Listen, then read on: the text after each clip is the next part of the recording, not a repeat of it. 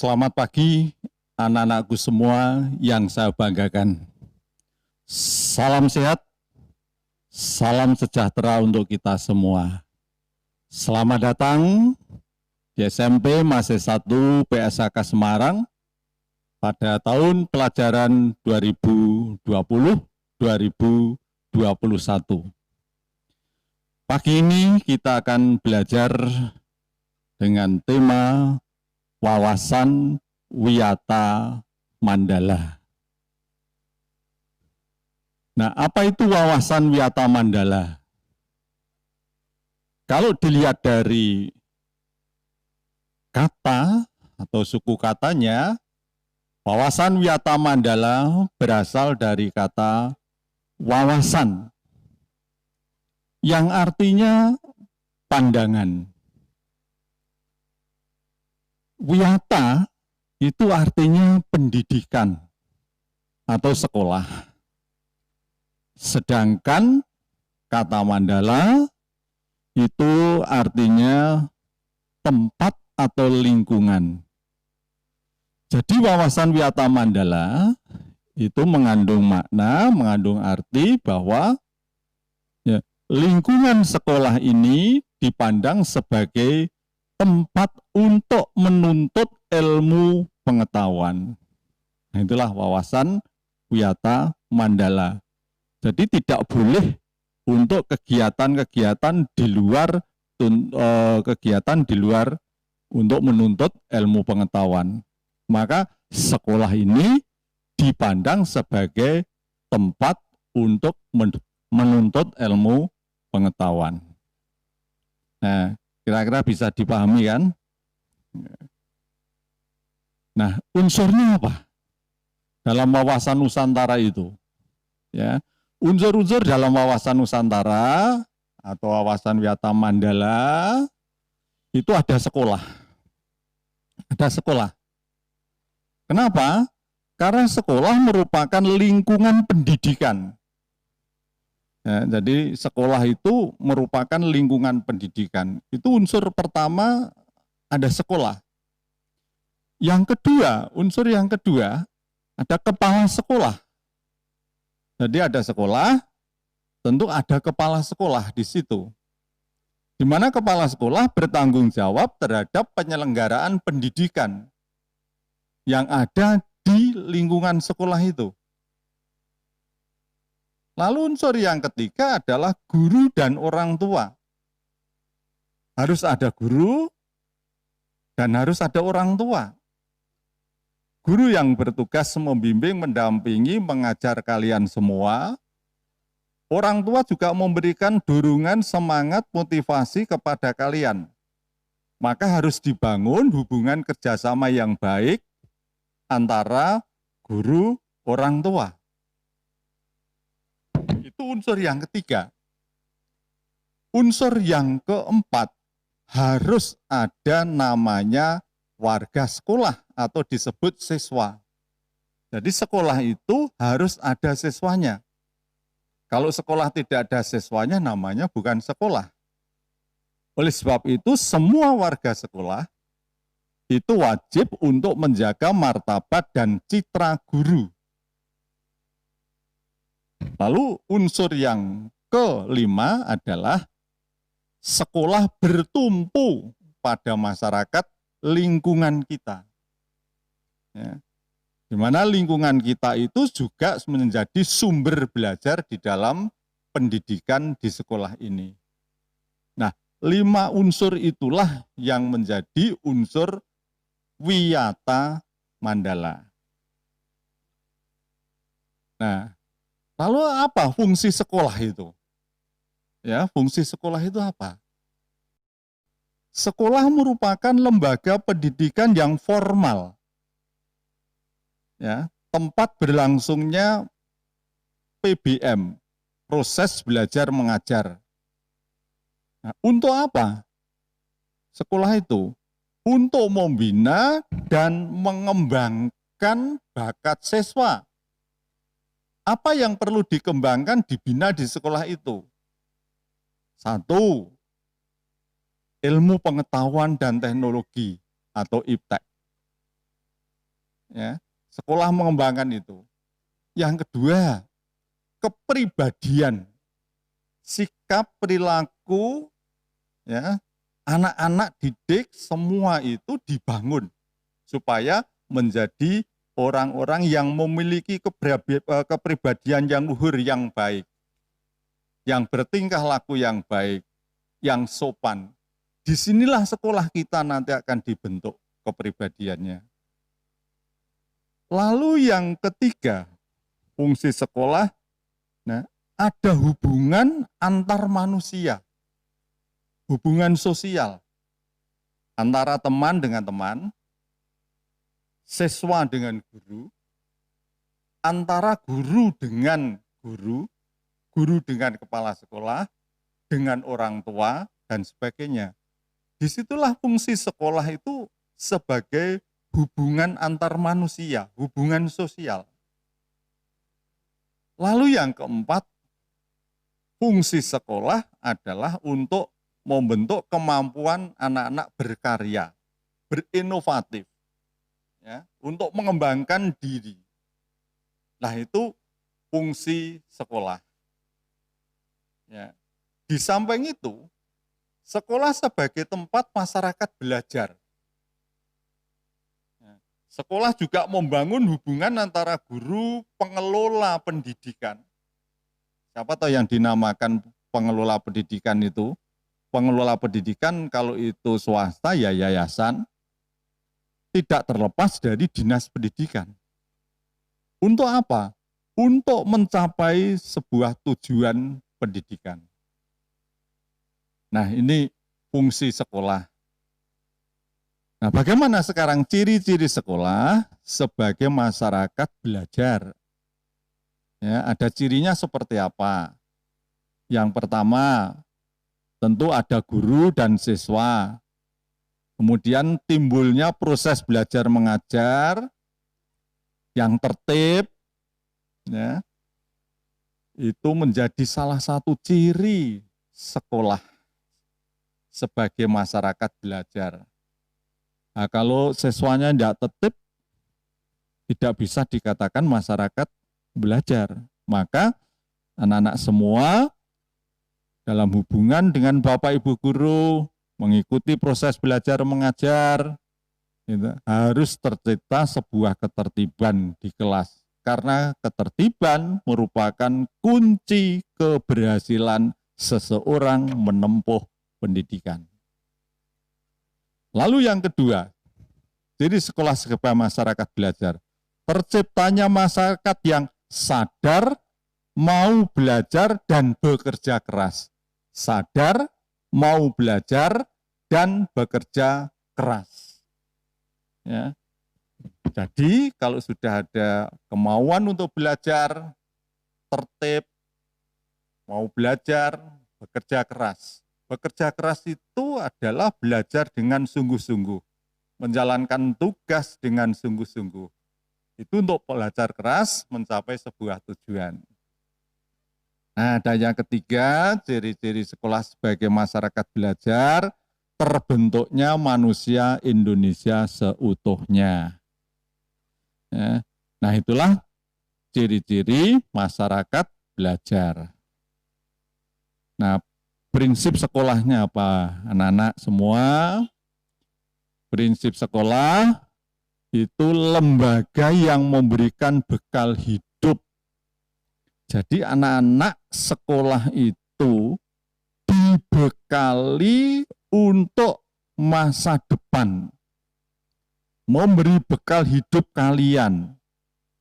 Sekarang kalian belum merasakan, tetapi sekarang kalian baru dibekali untuk masa ke depan. Maka kalian harus rajin belajar. Lalu yang kedua, prinsip kedua, tempat peserta didik belajar di bawah bimbingan guru. Nah, berarti namanya sekolah, ono siswane, ono gurune. Ya, guru sekarang berfungsi sebagai pembimbing kalian. Yang aktif belajar kalian, lalu Bapak Ibu guru kalian, itu mendampingi kalian, membimbing kalian. Ya, jadi prinsip ini harus ada guru dan siswa. Ya. Ada guru tidak ada siswa ya namanya bukan sekolah, bukan pendidikan. Ada siswanya tapi tidak ada gurunya. Ya, juga tidak namanya sekolah. Maka dua-duanya harus hadir. Ada guru, ada siswa. Itu prinsip sekolah. Yang ketiga, sekolah itu pelayanan yang adil bagi stakeholder. Apa itu yang namanya stakeholder? Stakeholder itu adalah mudahnya saja. Kalian termasuk, orang tua ya termasuk, ya stakeholder. Berarti pelayanannya adil, tidak membeda-bedakan. Sekolah kami tidak akan membeda-bedakan, oh ini anaknya si kaya, ini anaknya si miskin, anaknya orang yang pinggiran, orang kota, anaknya pejabat, tidak. Semua dilayani dengan adil yang sama. Ya, ini prinsip sekolah. Lalu yang keempat, mengembangkan bakat dan minat siswa. Jadi kalian bisa mengembangkan bakat di sekolah kita SMP Masih 1 ini. Kalau ada yang bakat olahraga futsal, silahkan kembangkan di sana. Kalau mau mengembangkan jet kundo, silahkan dikembangkan. Kita fasilitasi. Kalau ada yang mengembangkan volleyball, silahkan kita fasilitasi. Kalau ada yang ingin mengembangkan seni musik, silahkan kita fasilitasi. Karena sekolah prinsipnya mengembangkan bakat dan minat kalian melalui kegiatan yang namanya ekstrakurikuler. Nah, lalu yang kelima, ya, sebagai pembinaan potensi siswa di luar akademis, ya, seperti pramuka. Ya, pramuka itu sekarang wajib bagi kalian. Ya, seperti PMR, nah, dan sebagainya. Itu artinya di luar akademis, di luar pembelajaran formal yang ada di sekolah kita. Lalu berikutnya yaitu mengembangkan emosional dan sosial. Ya, mengembangkan emosional itu bagaimana? Ya, gampang, anak-anak, ya. Namanya emosi itu bukan berarti marah toh. Ya, suka atau senang, belajar senang itu yang dikembangkan emosi. Belajar bersosial dengan teman-temannya, menghargai, menghormati teman, Bapak Ibu guru, karyawan, itu namanya pengembangan sosial. Ya. Nah, lalu yang ketujuh, pengembangan sikap dan watak yang jujur dan toleran. Ya. Maka di sekolah kita ada koperasi kejujuran. Anak-anak bisa membeli perlengkapan sekolah yang ada di koperasi itu, ya, nulis, bayar sendiri, kalau kembali susuk, ya, ambil sendiri. Kita menanamkan sikap jujur, toleran, menghargai, menghormati. Sehingga di sekolah kita mengajarkan toleransi, yaitu menyediakan tempat-tempat ibadah, sembahyang bagi anak-anak yang non-Kristiani. Nah, ini mengembangkan toleransi melalui peringatan, perayaan, hari-hari besar yang dilaksanakan di sekolah ini. Yang berikutnya, sekolah itu sebagai wahana mendewasakan diri, tempat untuk pendewasaan diri. Dan yang kesembilan, bahwa sekolah itu merupakan bagian masyarakat untuk belajar. Sehingga di sekolah ini tujuannya memang untuk belajar. Masyarakat itu adalah sekelompok manusia yang hidup bersama, itu jenenge masyarakat. Kalau itu adalah kelompok anak-anak sekolah, namanya masyarakat belajar. Nah, sekarang penggunaan sekolah. Sekolah hanya sebagai tempat kegiatan belajar. Ya, sekolah hanya sebagai tempat kegiatan belajar. Sekolah tidak boleh digunakan untuk apa? Untuk promosi atau penjualan produk yang tidak ada kaitannya dengan pendidikan. Ya, misalkan, wah di sini ada promosi rokok, wah enggak sesuai itu. Maka bukan tempatnya. Ya, karena sekolah ya itu tidak boleh sebagai ajang promosi seperti itu. Yang boleh hanya kaitannya dengan pendidikan. Ya. Lalu yang kedua, lingkungan ini bebas rokok. Ya, lingkungan bebas rokok. Sehingga anak-anak tidak diperkenankan merokok baik itu di sekolah maupun di lingkungan kita. Ya. Lalu yang ketiga, sekolah tidak diperkenankan sebagai penyebaran aliran sesat. Tidak boleh. Ya. Lalu yang keempat, sekolah itu tidak boleh dipakai oleh ajang politik, kampanye, pemilu. Ya, calon legislatif datang bagikan kaos, itu larangan, tidak diperkenankan. Ya. Lalu sekolah kok ada syuting atau sinetron tanpa izin pemerintah daerah. Ya, mungkin ada kenalan untuk syuting sinetron, ya, tapi tanpa izin pemerintah daerah, khususnya lingkungan pendidikan, tidak diperkenankan. Lalu sekolah kegiatan yang tidak kondusif itu yang tidak diperbolehkan. Ya. Nah, lalu Wiyata Mandala dan ketahanan sekolah. Ya. Ketahanan sekolah menitik beratkan pada tindakan yang preventif, mencegah. Ya. Langkah yang dilakukan sekolah apa? Mencegah kegiatan yang mengganggu KBM. Ya.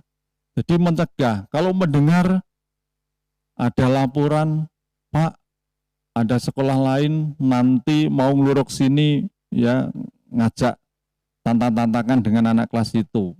Nah, sebelum terjadi, ya, kita cegah supaya tidak terjadi pertengkaran, perselisihan, tawuran antar pelajar. Sebelum terjadi itulah yang namanya preventif. Jadi dicegah sebelum terjadi. Lalu yang kedua, melaksanakan tata tertib dengan konsisten.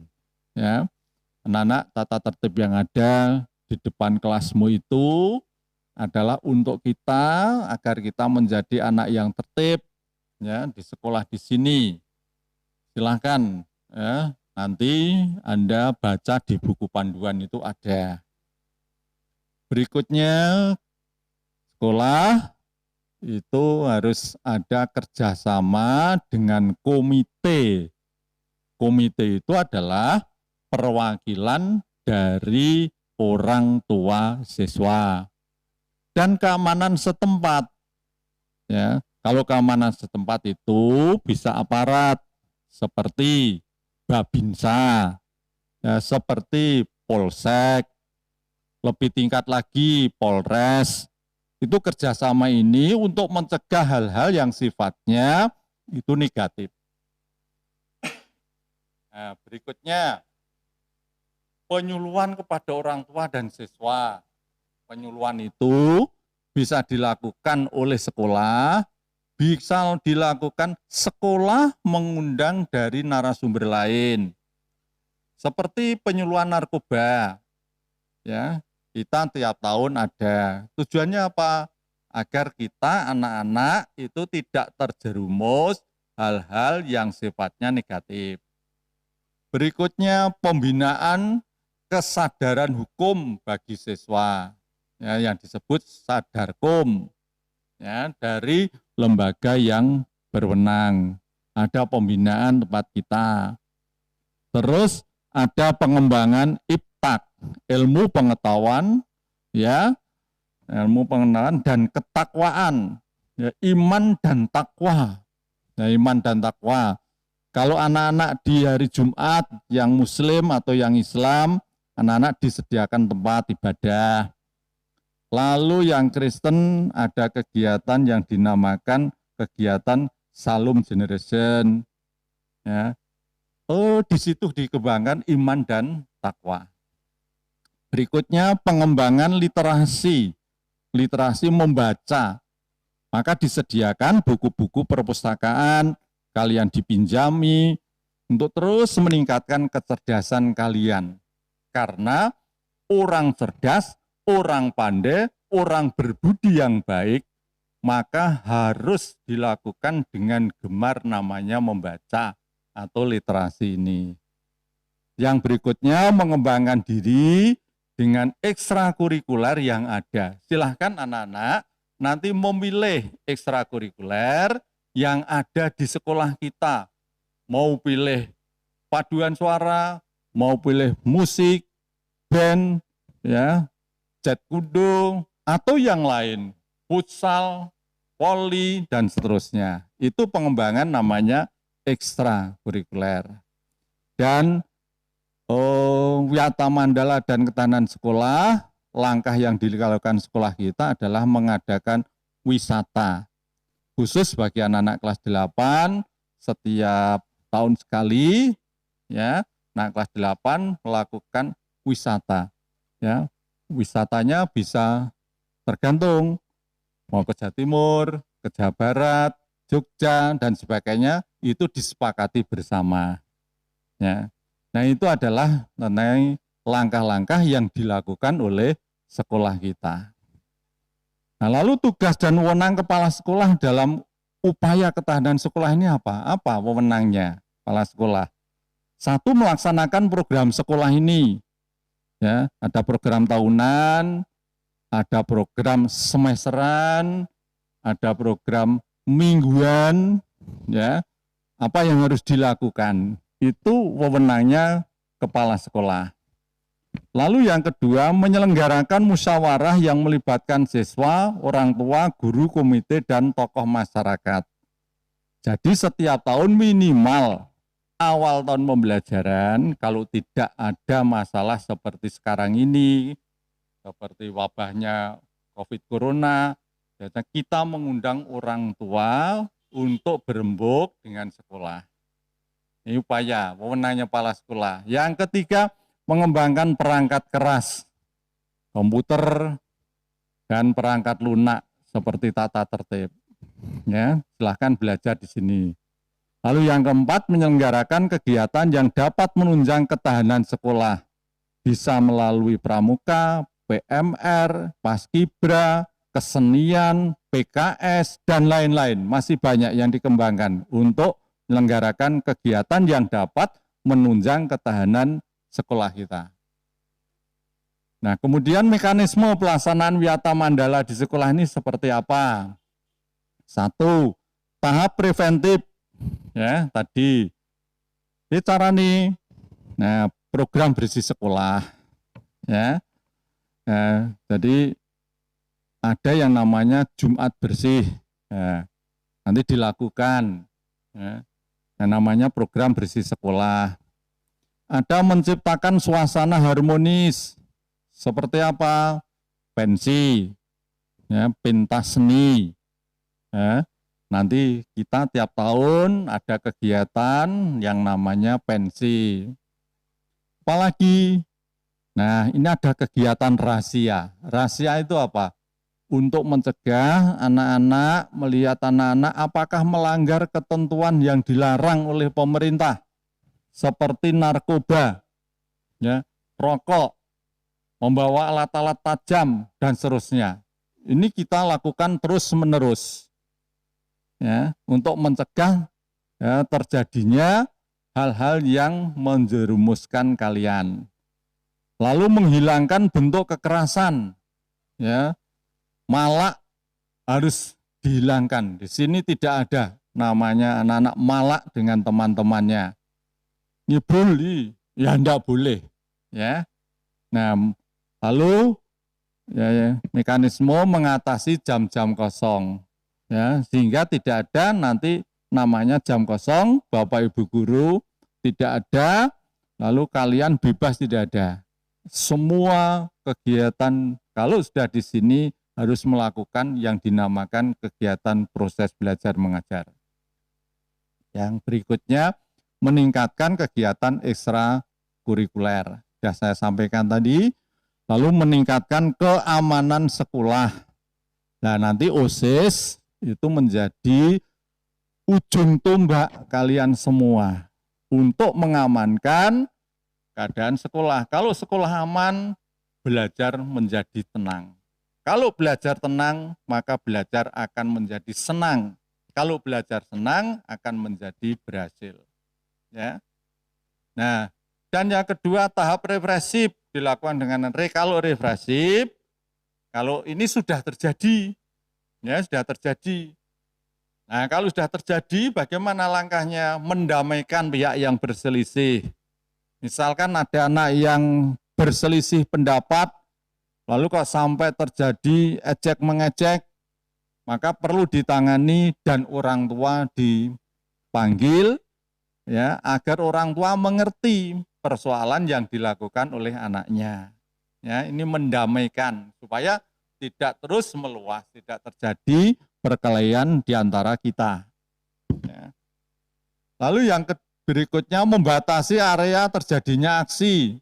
Ya, kalau misalkan sampai terjadi ada pengeroyokan, maka anak-anak tidak boleh ya keluar, pintu gerbang ditutup, membatasi supaya tidak terjadi aksi-aksi yang lain. Kita amankan. Ya, berikutnya, mencegah timbulnya isu-isu. Ingat, anak-anak, sekarang banyak berita hoax. Hoax itu isu-isu yang belum tentu ada kebenarannya. Maka kalau ada isu-isu yang belum, baru isu, jangan sampai itu dibesar-besarkan. Ya, dicari kebenarannya. Benar enggak? Ya. Nah, berikutnya kerjasama dengan pihak keamanan bila terjadi tindak kriminal. Jadi kita selalu kerjasama dengan Babinsa, ya, kelurahan dan kecamatan. Kita masuk kecamatan di Sekayu di sini ini, ya, kita dengan kecamatan. Berikutnya memberikan sanksi yang melanggar tata tertib. Ada kredit poin, nanti akan diberi penjelasan kepada Bapak Ibu yang lain yang membacakan tentang tata tertib nanti. Nah, demikian anak-anak sekilas tentang wawasan Wiyata Mandala yang ada di sekolah kita. Ya, nah, semoga kalian tetap menjadi anak yang baik, sekolah di semangat, yang luar biasa, hingga menjadi anak-anak yang sukses. Sekian, terima kasih. Ya, selamat siang, salam untuk kita semua. Tuhan memberkati kalian. Amin.